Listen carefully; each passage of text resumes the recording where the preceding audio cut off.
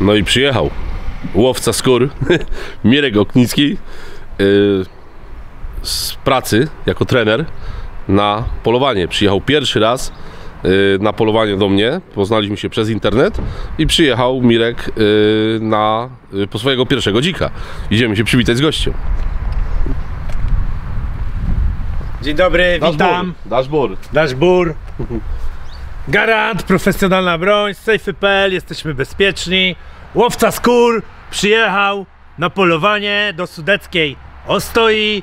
Wiadomo, sudecka Ostoja, najlepszy kanał dla myśliwych.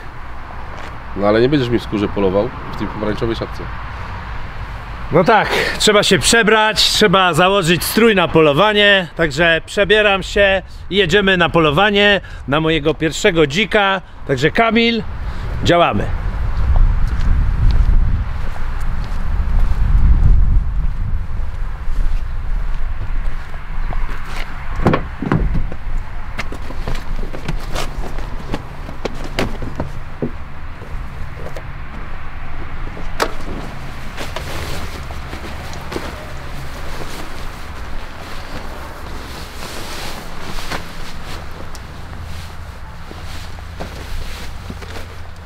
Sudecka Ostoja, najlepszy kanał dla myśliwych. Mirek już jest, przebrał się, skóry już nie ma, czapki Garanda już nie ma, jest czapka moja, znaczy moja, no mojego kanału. I co robimy? I lecimy na strzelnicę. Słuchajcie, najpierw trochę ten deszczyk tak kapie, nie kapie, ale lecimy na strzelnicę. Mirek chce sobie postrzelać z 9.3, resztę zobaczycie na strzelnicy, jedziemy postrzelać, sprawdzić broń i wieczorem ruszamy w Knieje. Sudecka Ostoja, najlepszy kanał dla myśliwych. Dobra, widzimy się, zobaczycie się jeszcze w tym odcinku. Zobaczycie się z nami na strzelnicy, później pewnie w łowisku. Zobaczymy, ile tego materiału będzie, jak to będziemy montować, bo nie mam zielonego pojęcia. No i moja żona przygotowała warchlaka z tego odcinka, co było tyle dzików. Ja go oskurowałem, obieliłem w zasadzie, poćwiartowany, zapeklowany i dzisiaj go będziemy piekli i dzisiaj go będziemy jedli. Nie dzisiaj, jutro go będziemy piekli, będziemy go jedli. Także Mirek, oprócz polowania jeszcze skosztujesz naprawdę sudeckiej dziczyzny. Chciałem bardzo podziękować, Kamil, za to, że mnie zaprosiłeś. Myślę, że i na strzelnicy, i na polowaniu będzie dobrze. Musicie oglądać, musicie śledzić i lajkować. Lajkować, ale powiem wam jeszcze jedno. Mirek jest osobą, później sobie zrobimy taki krótki jakiś wywiad, nakręcimy, bo jest osobą dosyć kontrowersyjną, ale to mam plan na to. Pobyt Mirka tutaj chcesz zamknąć w 2 odcinkach, czyli powiedzmy trochę ze strzelnicy, trochę z polowania. Z polowania może ta część większa, trochę z nie tyle gotowania, bo z jedzenia bardziej, z imprezy, no i trochę pogadać z osobą, która jest osobą bardzo, bardzo kontrowersyjną, ale jest myśliwym i jest jednym z tych niewielu myśliwych, którzy się tego nie wstydzą, że są myśliwymi. Lecimy na strzelnicę. Mój gość, Mirek, jesteśmy na strzelnicy.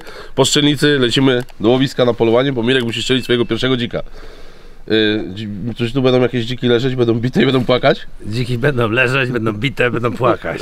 Zapraszam wszystkich do oglądania. Sudecka Ostoja, najlepszy kanał dla myśliwych.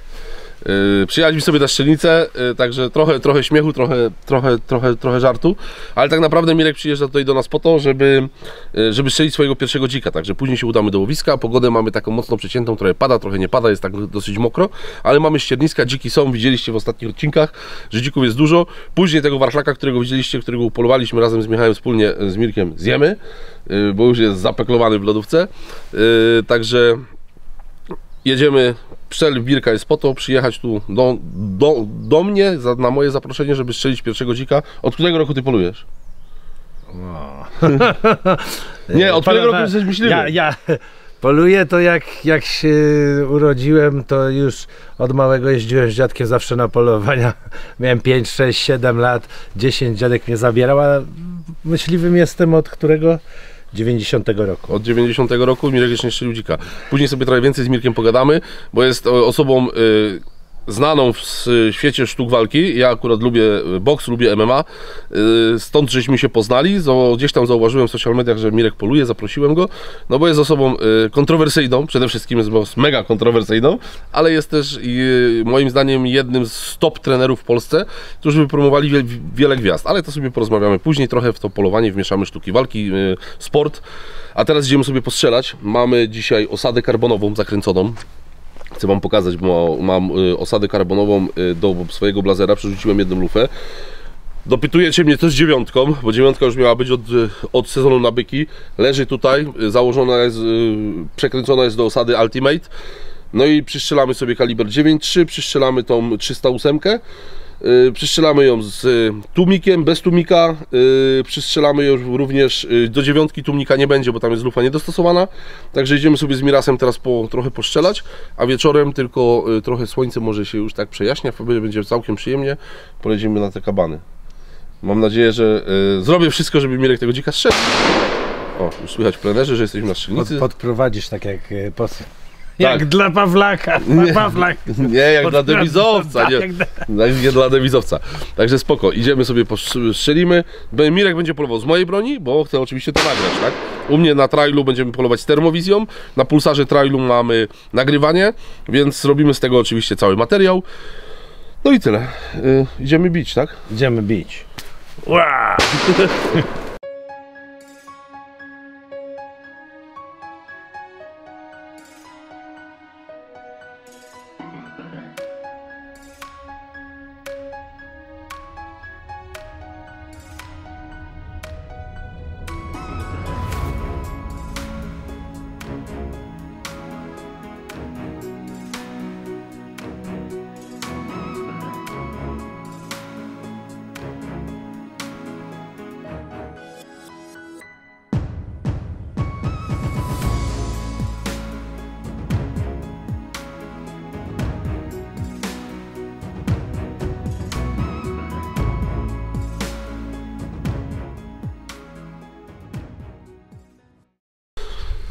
Powiem wam tak, z racji tego, że Mirek poluje od 90 roku, to muszę wam tu przyznać, że on z polowania jest zielony jak trawa na Wembley. No, nie bardzo. Ale nie, bo taka jest prawda, że polowałem 2-3 lata w latach 90. Później nie polowałem 27 czy ileś tam lat. Tak, zająłeś się sportem, MMA i... Zająłem się pracą i w ogóle odrzuciłem polowanie, nie brałem udziału w polowaniach. Dopiero poluję od roku, od listopada, od tamtego listopada. A polowanie, jak wiecie dobrze, to jest taki bardzo proces złożony, tak? Mając tu Mirka, zapytałem go teraz już poza kamerą, czy wiesz, na czym polega przystrzelanie broni, jak to zrobić? No odpowiedź była, no trochę wiem, ale nie do końca. Więc z racji tego, że ta lufa jest zakręcona do nowej osady, a ja nawet jak przekładam z osady do osady, to zawsze sobie przyjeżdżam sprawdzić. No pokażę, zobaczymy, tarcze mamy zapięte do góry, kamera działa, więc pokażę Mirkowi, jak tą broń właściwie ustawić. Pokażę, odkręcimy bęben jeden, odkręcimy bęben drugi, ustawimy sobie tutaj wszystko, strzelę, popatrzymy, wytłumaczę. Wy już mniej więcej wiecie, bo ja za każdym razem jak jestem tutaj na strzelnicy, to z Michałem wam tu pokazuję, w którą stronę kręcić, jak ta przestrzelina się ma przesuwać, jak odczytywać strzałki. Już możemy sobie te bębny odkręcić, kapturki, odsłonimy sobie bębny. O, jak wyostrzy, to powiedz. No jest. Jest, no. I teraz tak, mamy tutaj strzałki oznaczone up, czyli do góry, i oznaczone R, czyli w prawo. Natomiast jak to będziemy kręcić, dopiero się okaże, jak oddamy pierwszy strzał. Także Mirek, słuchaj uważnie, bo jak ci będzie to potrzebne, później jak będziesz przystrzeliwał sam, no to już przynajmniej nie będziesz korzystał z pomocy kogoś, nie będziesz zdany na czyjąś łaskę, jak ja to mówię, sobie sam to ustawisz. Strzelamy najpierw bez tłumika, przede wszystkim ustawiamy broń bez tłumika, zobaczymy jak później będzie z tłumikiem, także to ruszamy do boju i obserwuj z boku, a później będziesz strzelał ty.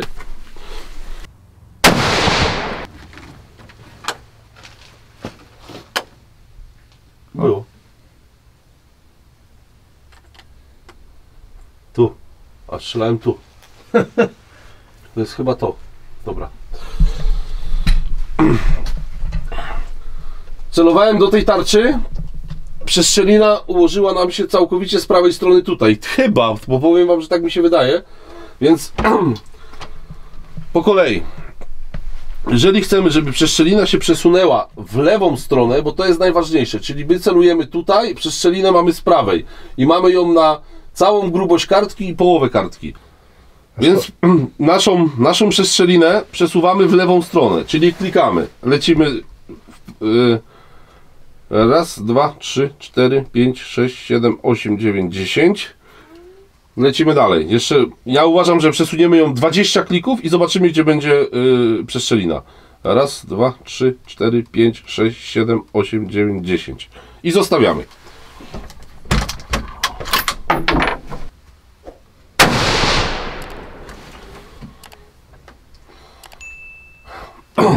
To jeszcze z 10.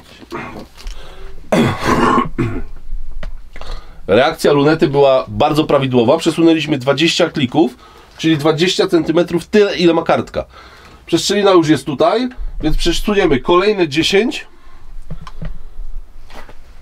Raz, 2, 3, 4, 5, 6, 7, 8, 9, 10. Ja ją podniosę, celowałem tutaj, mamy odchył około 1,5 cm w dół.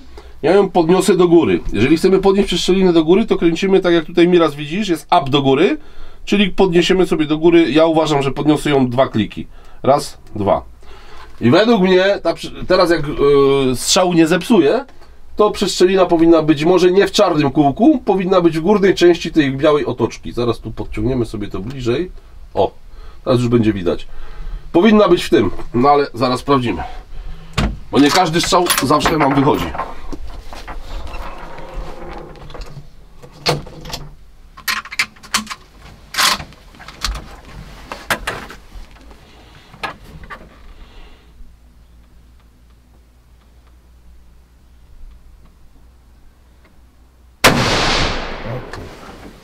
No, już widzicie? Odskoczyło nam tutaj. Ja zrobię jeszcze jedną korektę. Przesunę w prawo. Przepraszam, w lewo. Raz, 2. I ja sobie to opuszczę na dół. Bo ja lubię mieć broń przystrzelaną 100 metrów w punkt. Żadnych przewyższeń nie uznaję. Mimo, że tu nie mam bębnów balistycznych otwartych, tych wieżyczek, tak jak na przykład w Zeisie V8, bo tu jest notabene moja ulubiona optyka. To jest Zeiss VaryPoint 31256, który nie jest już produkowany. Uważam, że ten produkt Zeissa to był topowy. Dla mnie mam te VaryPointy 2, ja je naprawdę lubię. Z nimi się świetnie poluje, świetne światło, fajne pole widzenia, brak efektu tuby, automatyczne podświetlenie. No tutaj jeden z lepszych produktów Zeissa. Ostatni strzał i powinno być wszystko dobrze.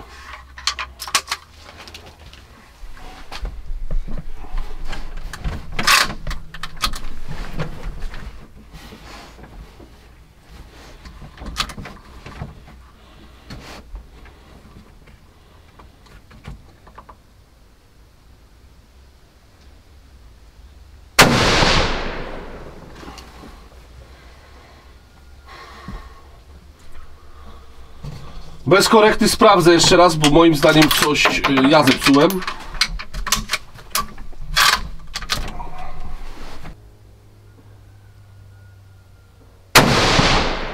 O, bliżej. No. Już jest nieźle. Poprzedni strzał zerwałem zupełnie. Tu jesteśmy z prawej strony. Jeszcze przekliknę raz i powinno być jeden klik. w czarnym. Ostatni strzał. Prawda jest taka, że jakby wszyscy myśliwi w Polsce mieli tak przystrzelaną broń, to byłoby naprawdę rewelacyjnie. Błąd na 100 metrach 1 czy 2 cm to już wynika z błędu amunicji. Być może ta amunicja nie jest idealnie dobrana do lufy. Natomiast zaraz tutaj sprawdzimy. Robimy ostatni strzał, przekliknąłem jeszcze raz i sprawdzimy.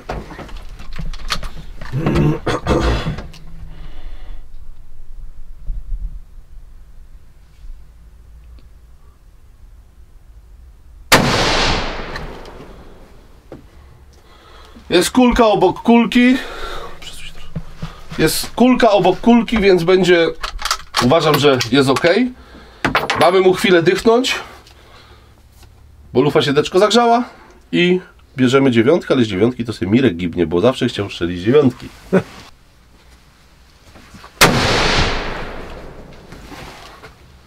Dziewiątka ustawiona.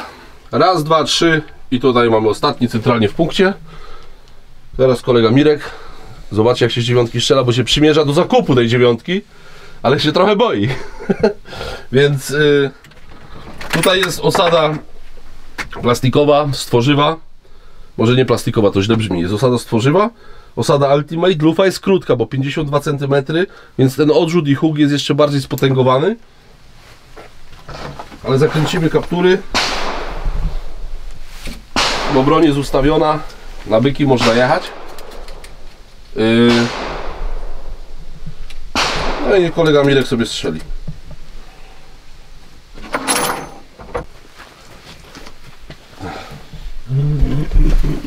Zobaczymy, jakie będzie miał wrażenie.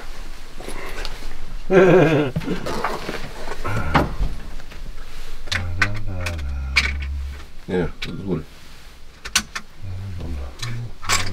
I tu napinasz do przodu i wszystko.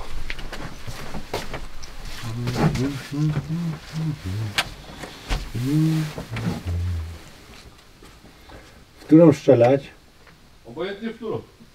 Pierwszą z lewej.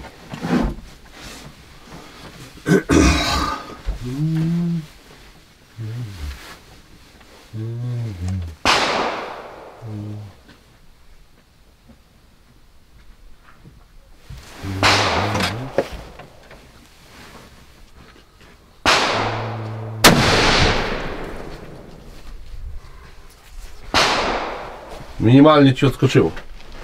No jak, Mirek? Tragedii nie było, w sensie ja nie odbieram tego w kategoriach, tak odbieram, jakbym z 308 strzelał. Bardzo mnie to cieszy.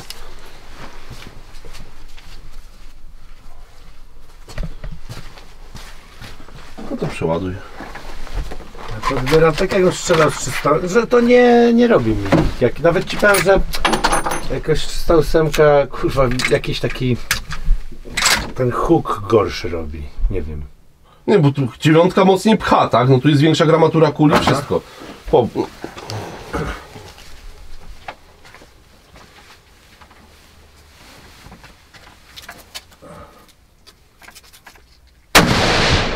O!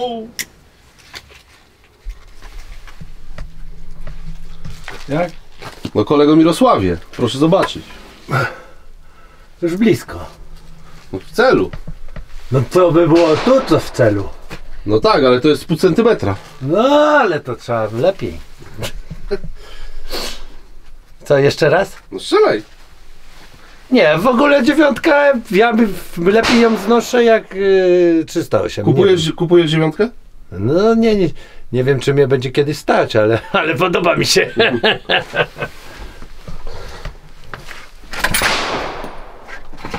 Nie, 9 fajny kaliber.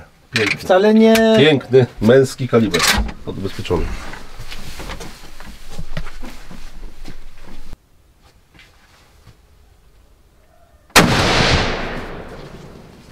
No kulka w kulce. Zlepiłeś.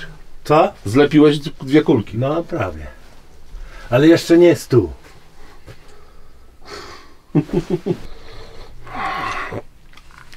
Założyliśmy tłumik Hauskena. No i zobaczymy, jak strzela ta broń z tłumikiem. Dlatego, że powiem wam tak, amunicja, z której strzelamy, jest przystosowana właśnie do broni z tłumikiem i do broni z lufami krótkimi. Tu jest lufa krótka, jest zakręcony tłumik. No i co? No i Mirek, strzelaj ty pierwszy. Zobaczymy, gdzie to tam się układa. A w jaki cel? No któryś ten start strzelaj. Pójdziemy sobie zakręcić, bo jeszcze na końcu musimy... To może być ta? Może być ta. Spoko. Może być ta, tylko może być zupełnie inna, to jest 9. Może być zupełnie inna, o, tu mi się powkładał. Może być zupełnie, rozumiesz, gdzie indziej strzelać, tak? Bo broń z tłumnikiem z reguły strzela inaczej niż broń bez tłumnika, nie? Okay. To trzeba się z tym liczyć, także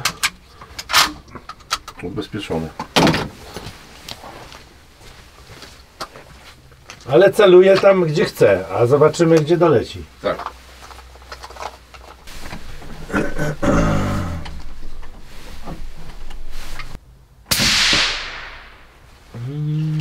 No i zobacz, ile jest niżej. Widzisz to? No. Strzelałeś do tej tarczy? Tak. Zobacz, ile zeszło w dół, nie? No.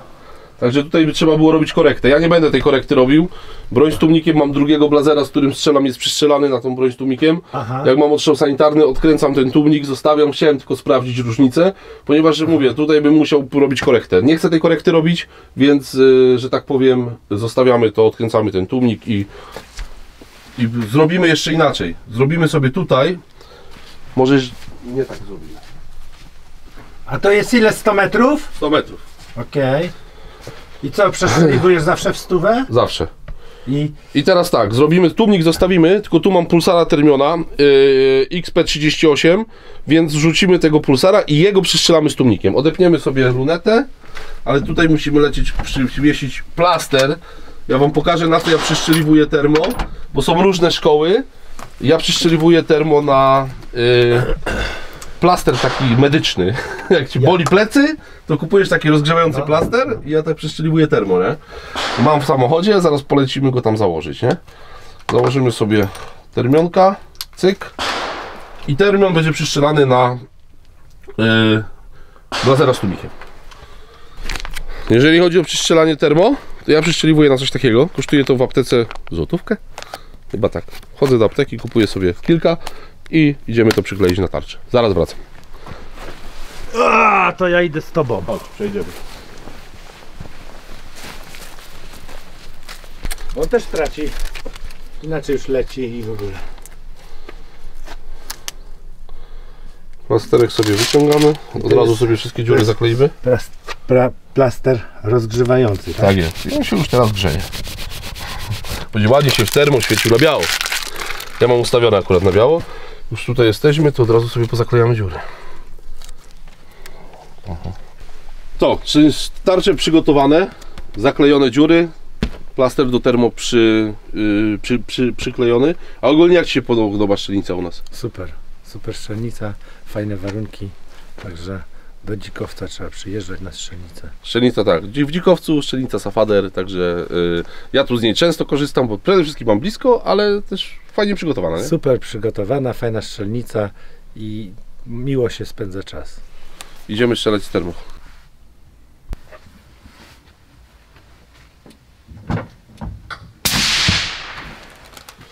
O! Pierwszy strzał z termo, nawet nie ma dużej korekty, słuchajcie, jest troszeczkę wyżej. Strzelaliśmy oczywiście z tłumikiem, więc sobie przestawimy pulsara. Tu wam nie pokażę, bo to się przestawia w środku. To jest elektroniczny celownik, więc trzeba wejść w menu i go i przeprowadzić korektę.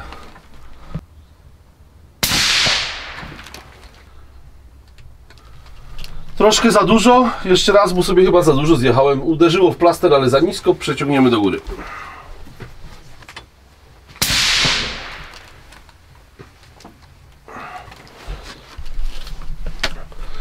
Termo ma to do siebie, że tego termo nie można tak mega precyzyjnie ustawić jak optyki normalnej, tak? Więc tutaj trzeba to zrobić z wyczuciem. No udało się zrobić idealnie w punkcie, więc teraz możemy na polowanie sanitarne, bo strzelamy z tłumnikiem, możemy się wybrać. Natomiast jeżeli chodzi o samo termo, no to w tym momencie, jeżeli bym tłumik ściągnął, to musiałbym je z powrotem przystrzeliwać, więc trzymajmy tego po prostu blazera w karbonie na polowanie sanitarne. Ale jest naprawdę lekki. Mamy tutaj celownik, który trochę swoje waży. Mamy tłumnik, który uważam, że jest chyba najlżejszy w swojej klasie, Hauskena. I mamy osadę karbonową, która jest już nic lżejszego nie ma. I cały zestaw do chodzenia po górach jest po prostu, no piórko. Normalnie piórko. Słuchajcie, to nasze strzelanie dobiegło końca. Miraz, krótkie podsumowanie. Ford! Powiedz mi jak... Każdy myśliwy jeździ Fordem. Powiedz mi jak z tym, jak dziewiątka. No powiem w ten sposób, że dla mnie dziewiątka mniej odbija, jakby ten huk jest przyjemniejszy niż 308. W ogóle nie wiem, no wyśmienicie mi się strzelało z dziewiątki. No jeżeli w przyszłości, to myślę, że się zdecyduje na dziewiątkę, także myślę, że dziewiątka dla mnie jest super. Super, naprawdę jestem mile zaskoczony. Nie wiem, no może to dlatego, że strzelałem z tak dobrej broni, którą ty masz. Nie, na pewno odrzut troszeczkę powoduje osada, tak? Jeżeli osada Tak, jest dobra, to jak w tym jest momencie dobra, tak. tak, to nie ma problemu, ale pozytywnie zaskoczony. Ale jest dziewiątka super, naprawdę. Mile jestem zaskoczony. No to dobra, to dziś teraz spadamy do domu, coś, jakiś obiad zjemy, posiedzimy, pogadamy, coś ponagrywamy i później wieczorem do lasu jedziemy szukać dzików. Będziemy polować 308 z tym moim takim, który już wszyscy znają, z trailem. To, co żeśmy sobie postrzelali, zostaje w szafie, a my lecimy szukać kabanów. Także widzimy się w łowisku. Sudecka Ostoja, najlepszy kanał dla myśliwych. Nasz bór po przywitaniu w ciągu dnia, gdzie Mirek przyjechał do mnie, wybraliśmy się na polowanie. Wszystko było trochę na wariackich papierach, bo Mirek jechał od rana, nie? Dasz bór. Także jesteśmy na łowach i mamy zamiar dzisiaj upolować dzika. Przyjechaliśmy do łowiska. Mirek akurat jest wypisany w uroczysku, które powinniście kojarzyć, powinniście znać. Bo w tym uroczysku mi udało się upolować ostatnio 2 dziki. To jest jakieś 2-3 filmy wstecz. Nie wiem, kiedy odcinek z Mirkiem się ukaże, więc tak po prostu sobie mówię. Ale tutaj upolowałem 2 dziki. No i zabieram tu mojego gościa w najlepsze rewiry, gdzie dziki chodzą. Bo Mirek jest myśliwym od roku. Jestem myśliwym od 30 lat, a poluję od roku. O. Znaczy nie, No strzelałem wcześniej jako młody chłopak z dziadkiem, polowałem tam 2-3 lata, jak miałem tam 18, 19, 20 lat. Później przestałem strzelać, no i teraz od roku poluję. Od roku polujesz, ale dzika jeszcze na swoim koncie nie masz. Jak strzelałem z dziadkiem, to było 30, 28, 9 lat temu. To były małe zwierzęta, strzelałem do bażantów, do zajęcy. Czyli ogólnie na zwierzynę drobną polowałeś. Tak, może 1-2 sarenki upolowałem wcześniej. Także. Dobrze, więc my dzisiaj polujemy na dzika. Myślę, że dobrze trafiłeś, że dziki będą. Ja zrobię wszystko, żebyś tego pierwszego dzika strzelił. No inaczej, jesteśmy w uroczysku. Ja jadę na rewir obok, Mirek zostaje tutaj. Zanim jeszcze pojadę, wyjdziemy, zobaczymy, czy nie ma czasami dzików tam dalej na ściernisku. Jak coś spróbuję podprowadzić, pokazać, no nie wiem, zobaczymy. Tutaj akurat jest takie miejsce, że dziki bardzo lubią wychodzić. Jesteśmy pod samą ścianą lasu. Także tu już mamy za nami głęboki las i to są pierwsze pola od lasu. Także ruszamy, Mirek. Słuchajcie, zaufałem takiemu fachowcowi, że po prostu jestem pewny, że będzie dzik i cieszę się już na samą myśl tego polowania. Kamil, dziękuję bardzo. Sudecka Ostoja, polecam. Super. Dobra, ruszamy na łowę. Słuchajcie, nawet Mirek nie doszedł do ambony, bo jest późno, jest godzina, słuchajcie, po 22. Jest wataha dzików, ale są naprawdę daleko. Są od nas jakieś 500-600 metrów w samym narożniku lasu, ale schodzą w lewą stronę. Zanim ja pojadę polować, no to przetniemy im drogę, spróbujemy je we dwójkę podejść. Powoli z nóżki na nóżkę. Myślę, że Mirek był uposażony w pastorał. Sztucer ma akurat dzisiaj mój, dlatego że mam opcję nagrywania, a chcemy to oczywiście nagrać, tak? Więc będzie strzelał z traila, z pulsara. No i tam spróbujemy to wszystko nagrać, ale na razie mamy do dzików, no blisko nie jest, tak? Ale spróbujemy, bo ja wiem, że one tutaj idą na to ściernisko, bo mamy jedno pole już uprawione, a drugie będą szukały myszy, będą szukały jakiegoś ziarna. Ogień. Zobaczymy, czy padnie w ogniu. No, najpierw trzeba podejść, spokojnie, Mirek, bez nerwości. Tutaj nikt nie będzie bity, nikt nie będzie leżał, nikt nie będzie płakał. Dziki będą bite, będą leżeć, będą płakać, a tak żartujemy. Po prostu to jest poważna sprawa. Żartować można na galach sportowych, a tutaj uwaga, idziemy do przodu. Tak, idziemy i tutaj ja też uważam, żart to stawiamy na bok, wesoło zawsze musi być, ale idziemy teraz zapolować, także ruszamy, kamera w kieszeń i podprowadzam mojego dewizowca. Dewiz nie ma, ale... Słuchajcie, dystans do dzików 170 metrów. Co chwilę próbuję to tam nagrać trailem, żeby Mirek się też przyzwyczaił. Już jesteśmy coraz bliżej. Natomiast no jeszcze za daleko, one spokojnie żerują. Także jeszcze możemy tutaj uczknąć z 50 metrów, ale mało tego, powoli schodzą w dół. Tam jest na pewno jedna locha prowadząca na 100%, a może nawet i 2, ale 2 dziki są do strzelenia. One się trzymają zupełnie z boku. To są te, Mirek, z prawej strony. Jestem w szoku. Dziki tylko widziałem w telewizji. Spokojnie. Podejdziemy, jeszcze taki rów mamy przed sobą, spróbujemy za ten rów wyjść i tam już rozkładamy i niech Mirek strzela.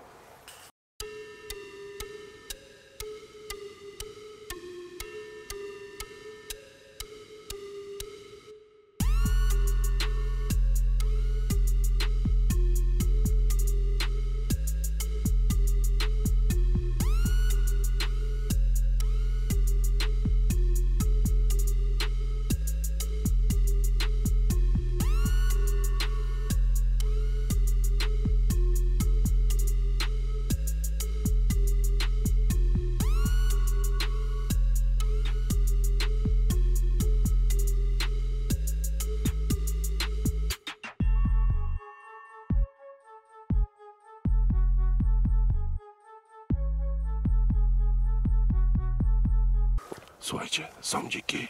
Mamy dystans już w granicach 100 metrów, 120, 125, różnie tam dalmierz pokazuje, bo się przemieszczają. I Mirek jest lekko... Dobra. Nie wiem, spokojnie. Dobra. Spokojnie mi raz. Słuchajcie, to jest broń Kamila, więc nie wiem o co chodzi, ale wiem gdzie jest spust. No, spokojnie. Dobra, słuchajcie, odstawiam kamerę na bok i biorę pulsara i nagrywam też, zobaczymy co z tego będzie. Mirek, żaden łeb. Strzelasz na komorę za łopatkę, żebyś mi w łeb nie strzelał. Rozumiesz? W łeb to mi nie trafił. No, strzelasz za komorę. Ja strzelam Uciekną. na łopatkę strzelam. Za łopatkę strzelam. A nie na łopatkę? Nie, za łopatkę. Dobra. Spokojnie.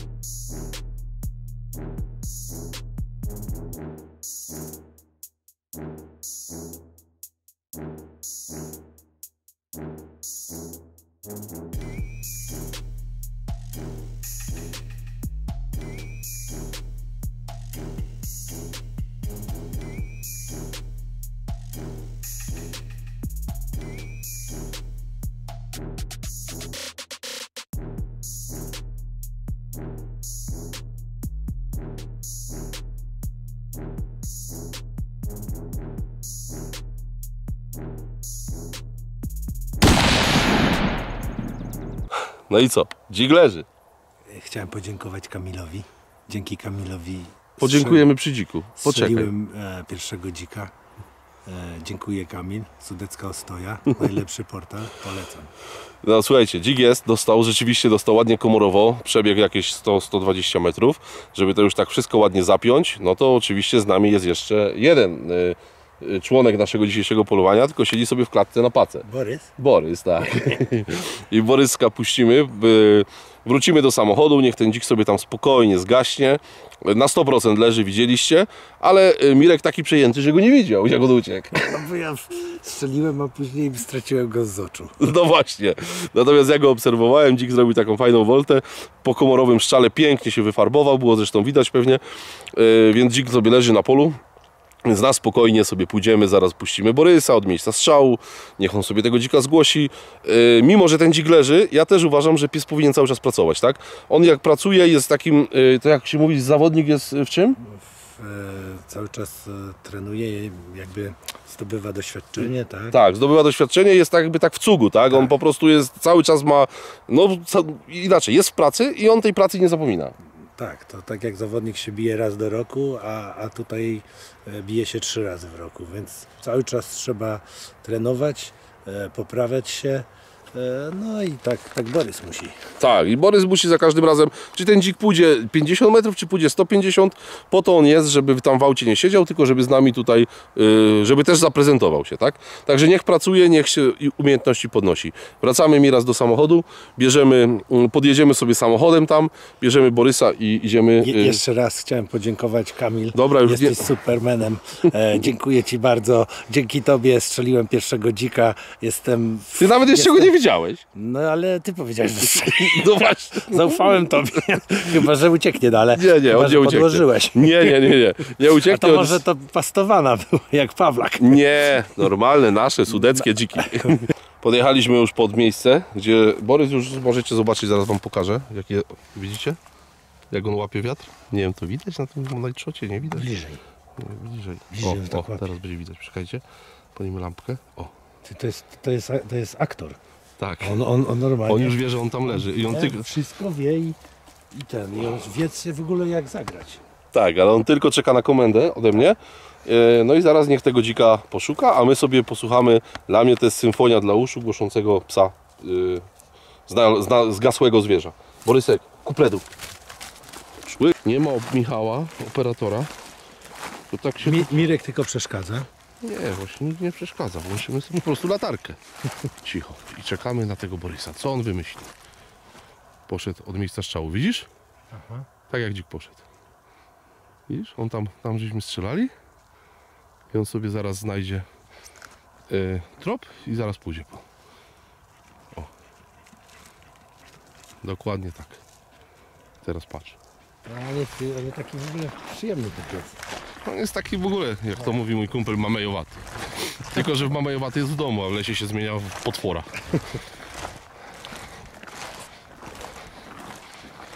Znalazł. To miałeś rację, że trafiłem. A myślałem, że ucieknie. Nie wiem, czy to słychać, czy nie słychać. Bo on jest dosyć daleko. Ten... Zasłyszę. No, ale nie wiem, czy w kamerze słychać. Ale teraz cicho, idziemy powoli. Borysek sobie głosi. Widzisz? Dlatego pies musi być w treningu. No, trening to podstawa. Chcesz być dobry, musisz trenować systematycznie.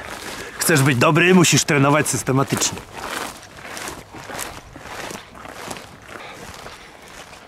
Ile kilo? Jeszcze my nie doszli, no. Jak taki jasny. Piękny dzieciak. Piękny. Na komorę. Pięknie, Borys. Super. To Borys czy ja pięknie? Na razie Borys. A, Na ciebie przyjdzie czas. okej. Borys, nie szarp. Jak myślisz, ile waży? Zważymy. 50 kg. 50? Tak. Nie 60? 58 do 60.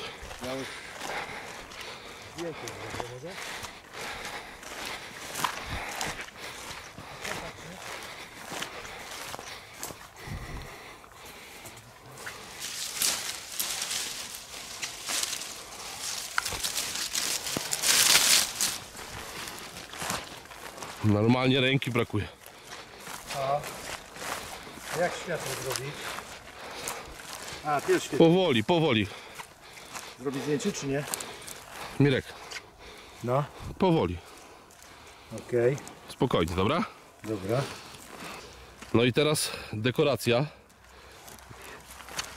Postaramy się to zrobić, żeby jakieś światło było. Ostatni kęs.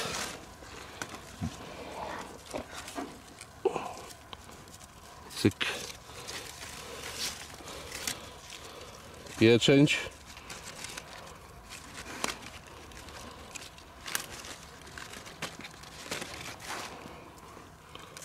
Cyk. Gałązka dla Boryska, bo znalazł. On chyba czeka na tą gałązkę. Przytrzymaj proszę tutaj. Chodź, Borysek. Będziesz miał znowu jak winę tu wieć. Dobra, dla ciebie i dla kolegi Mirka. Troszeczkę w farbie. Kolego Mirku, proszę cię od strony grzbietu. Nikt nie mówił, że będzie łatwo i przyjemnie. I na czapeczce. Czapeczkę proszę ściągnąć. Daszbur. O, nasz ból. Daszbur, sam złom, sam złom. Sam złom. Daszbur. I proszę czapkę sobie włożyć tam z tyłu. O, tutaj, dokładnie. I teraz możesz sobie robić zdjęcie. Mirek, no już mamy koniec dzisiejszych łowów, no jak? Podsumujesz? Kamil, wielkie dzięki. Sudecka Ostoja, najlepszy portal dla myśliwych. Jeżeli jesteś myśliwym, oglądaj mój pierwszy dzik z kanałem Sudecka Ostoja. Kamil, bardzo dziękuję Ci. Jesteś najlepszy. Robimy Pozdrawiam. Jutro też polujemy. Ojej. Dobra.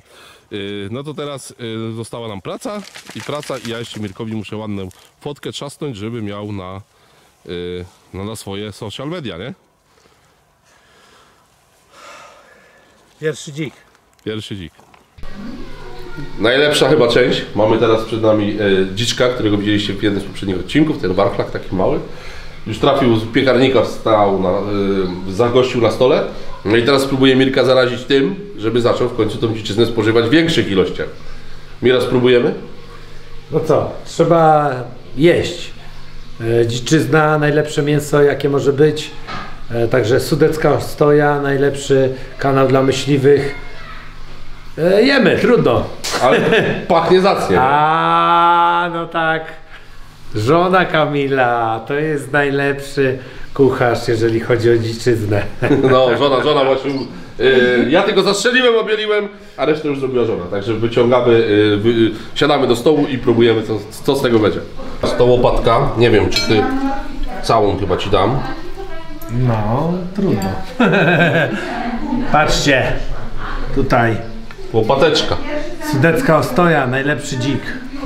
Zobaczymy, jak to nam wyszedł. Ja sobie odkroję, tam mamy jeszcze żeberka, ale Dużo nie jemy. Zobaczymy, jak go rozkroimy. Pięknie to wygląda. Sztos. Tylko ja musiałbym sobie tutaj dać, może tak trochę nieporęcznie mi jest.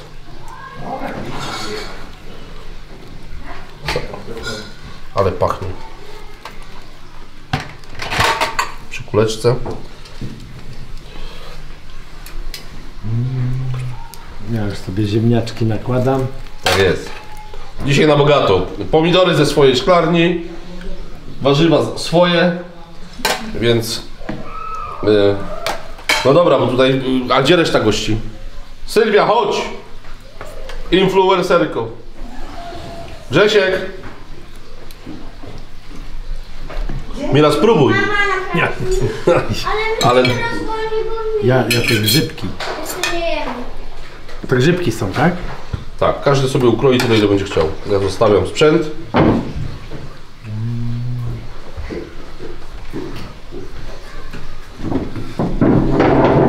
Wiecie co, musimy to zrobić inaczej. Proszę. Dobra. Dobre. Jak mi raz, dobre? Ojej, bardzo dobre.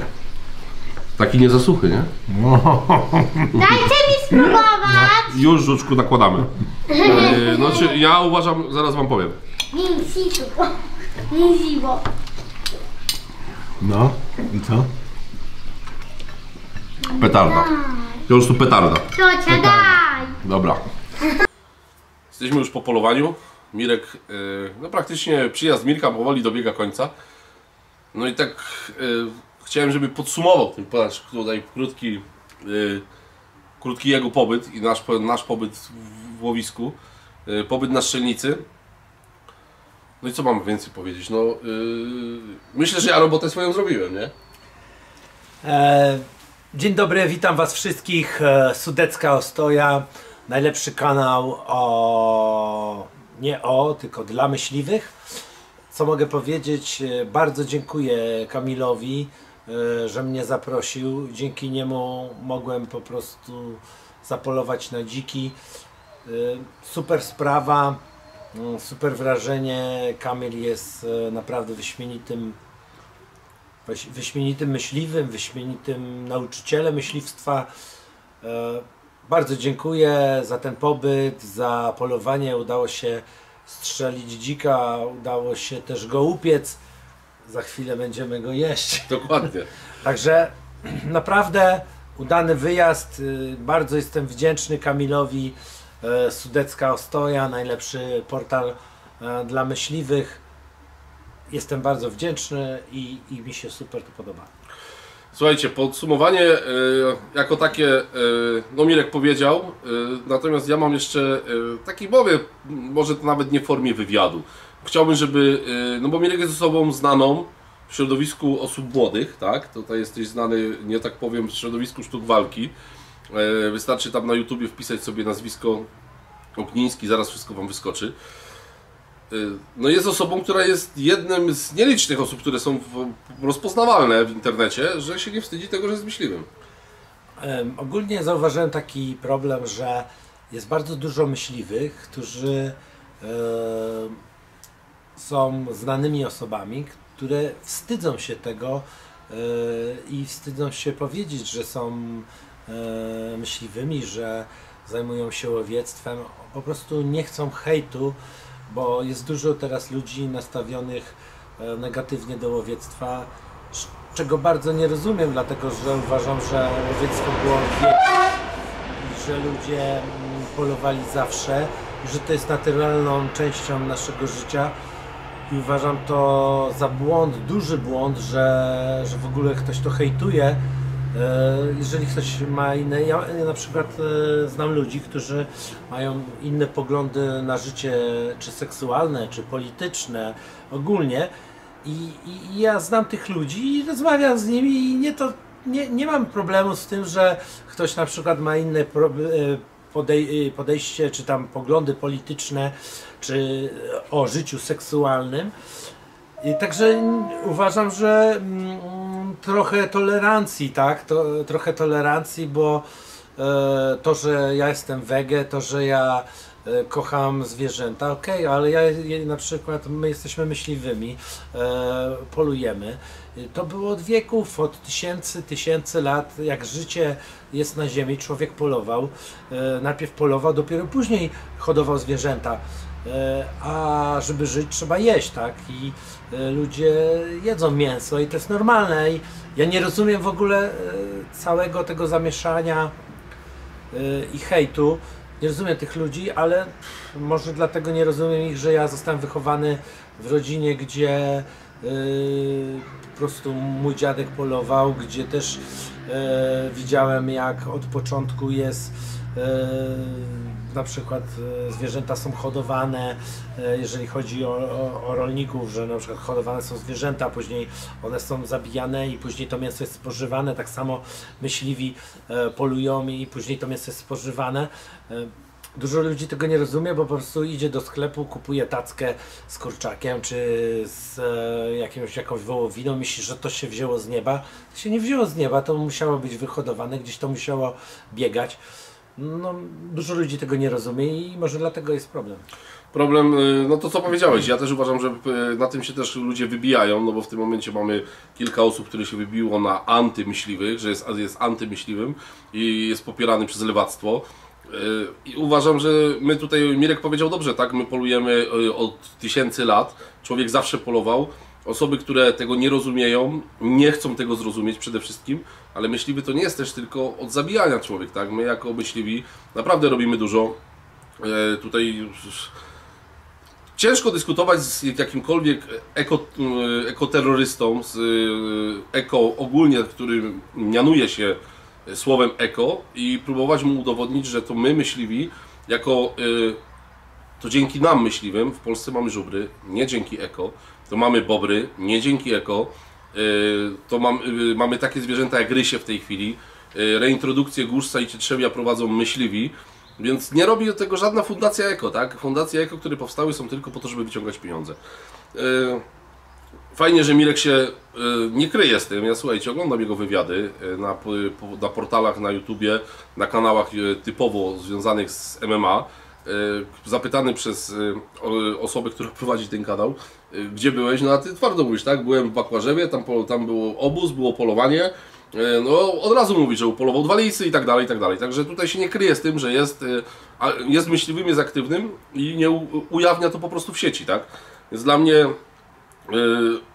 celem też zaproszenia Mirka oczywiście było poznanie, uważam, że jednego z najlepszych trenerów sztuk walki, szczególnie MMA w Polsce. Ale też chciałem, żeby tutaj u mnie na kanale zagościła osoba, która gości ogólnie w internecie bardzo, bardzo mocno, ale osoba, która właśnie się nie kryje z tym, że jest myśliwym, poluje. Nagraliśmy całe to polowanie, podchodzenie tych dzików. Udało nam się tego dzika upolować, pojechaliśmy na strzelnicę, trochę żeśmy postrzelali. Mirek sobie przetestował ten kaliber 9.3, stwierdził jednak, że jest fajny, że nie jest groźny. Tak, jeżeli chodzi o kaliber 9.3, to mi się jakby Ja to tak odbieram, że ten kaliber jest przyjemniejszy nawet niż 308. Jest to może dla niektórych dziwne, ale ten huk jest przyjemniejszy dla mnie taki. No ogólnie 9.3 nie jest złym kalibrem i myślę, że dzięki wsparciu sponsorów, których mam, no nie będę mówił tu jak zawsze, Garant, profesjonalna broń, Safe.pl, jesteśmy bezpieczni. Bo normalne, że jeżeli dobrze pracuję i jestem dla nich ważny, to dalej przedłużyły te firmy ze mną współpracę. Garant na następny rok, Safe.pl na następny rok, więc dzięki tym firmom będę mógł dalej uprawiać sport strzelecki. I być może polować z 9, nie? No i być może polować z 9. Może za niedługo przyjadę do Kamila i mu zaprezentuję 9 od Garanda. Ale to takie śmiechy śmiechami. Powiem w ten sposób, że nie jestem mile zaskoczony, jeżeli chodzi o tą wizytę, bo ja się spodziewałem tego, że tu będzie fajnie. Spodziewałem się tego, oglądałem wiele odcinków Sudeckiej Ostoi i wiedziałem, że na pewno będzie tu fajnie i to, co Kamil mówi, to nie będzie to gołosłowne, że o, przyjedziesz, strzelisz dzika, a później przyjedziesz i nie strzelisz. Przyjechałem, strzeliłem dzika. Tak było trochę zwierzę, nie? Było. Tak, nie chcę mówić, że tu safari, ale tu było safari. Po prostu zwierza jest tu w Sudetach bardzo dużo. No i naprawdę fajnie. Kamil jest super kompanem, jeżeli chodzi o pokazanie drogi łowieckiej. No jest naprawdę super sprawa, jeżeli chodzi o ten kanał Sudecka Ostoja. No już nie ma co tak sobie maślić i tam jest super, no wiadomo, że jest super. No, znaczy powiem wam tak, Mirek jako osoba, która poluje rzeczywiście od 90 roku, jest osobą, z myśliwym od 90 roku, poluje od roku. Więc przed nim jeszcze naprawdę długa droga. Bo ale słuchajcie, może być tak, że Kamil mnie zaprosi kolejny raz. I kolejny raz zobaczycie polowanie może już nie na dziki, może na jelenie, może na kaczki, może na coś innego. Także znaczy na razie mi się nie spieszy, tak? Jestem młody. Nie ma się. Ja ci powiedziałem to w lesie, jak podchodziliśmy dziki, że pośpiech to jest wskazany przy łapaniu pcheł, a nie przy polowaniu. Także jeżeli chodzi o jelenie, jak najbardziej przyjedziemy, tutaj umówimy się na jesień, może jak spadnie pierwszy śnieg. Pokażę ci, jak te jelenie podchodzić, w jaki sposób rozpoznawać tropy, na co patrzeć, nie tylko na tropy na ziemi zostawione, ale to jest, polowania nie da się nauczyć, słuchajcie, w 2-3 dni, nie ma takiej możliwości. Przynajmniej teraz, jak podchodziliśmy dziki z Mirkiem, Mirek tak zadał takie pytanie, byliśmy od dzików jakieś 250 metrów, mówi, i co my tak pójdziemy na prostodanie? Ja mówię, no jak ty chcesz iść, no jest po prostu, są na polu, żerują, no to idziemy, podchodzimy, wiatr był od nich. On mówi, że on od razu lasem obchodził. Ja bym wziął przed z boku, to dostałyby wiatru i byłoby po dzikach, nie? Więc tutaj niestety trzeba pewne rzeczy trzeba wypracować, ale to się wypracowuje latami. Natomiast wiedzę mogę swoją przekazać, chętnie ją przekażę. Pokażę Mirkowi, jak należy polować, więc tutaj, jeżeli chodzi o to polowanie na jelenie, wybierzemy się na pewno w góry, wybierzemy się na las, na podchód. Tutaj jest zupełnie inne polowanie, bardziej wymagające, ale ja myślę, że jak najbardziej zaproszenie aktualne, także mam nadzieję, że zobaczymy się no niebawem, tak? Mówmy się listopad, grudzień, może połączymy to z jakimś polowaniem zbiorowym, ale to wszystko przed nami. No co, no Sudecka Ostoja, najlepszy portal, kanał dla myśliwych. Oglądajcie, uważajcie, co tu się dzieje. Na pewno będą ciekawe rzeczy, na pewno dużo możecie się dowiedzieć. No i co, no ja dziękuję za wizytę, jest pierwszy dzik strzelony, jest super, już nie wiem, lepiej nie może być. Dzięki i do zobaczenia.